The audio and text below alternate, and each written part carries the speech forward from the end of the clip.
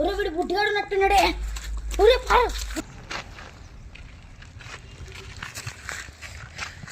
అన్నట్టు పోతాం.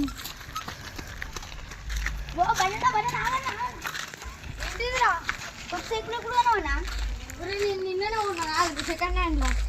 అబ్బా మస్తున్నా మంచిగా రౌండ్ వేసి వద్దాం పా. తొక్కు తొక్కల్లా తొక్కన్నా.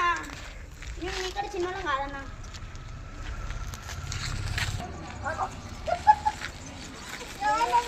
అన్నాడు సైకిల్ అయితే మస్తున్నా మంచిగా మెల్లగా మంచిగా పోతాం సౌండ్ రాకుండా. సెకండ్ హ్యాండ్ సైకిల్ మా డాడీని వస్తే ఏమంటే చాలు అన్న ట్యాంక్ కాడ ఒకసారి మాట్లాడుకున్నాం పా అన్న. సరేనా ఎందుకన్నా మళ్ళీ ఒకసారి చెప్పు. దోషాలు అందరూ ఏది వాళ్ళు ఊరి వెళ్ళి ఒకడే లోకేశ్వడేమో ఊరి వేయండు, అభియాడేమో వాళ్ళ అమ్మమ్మల ఇంటికి వేయండు. ఒక కోటి ఏంద్రా మొత్తం మంది కూర్చుంది. ఏ కోతులు గల్లి గల్లికి తిరుగుతానే ఏందన్న రోజు.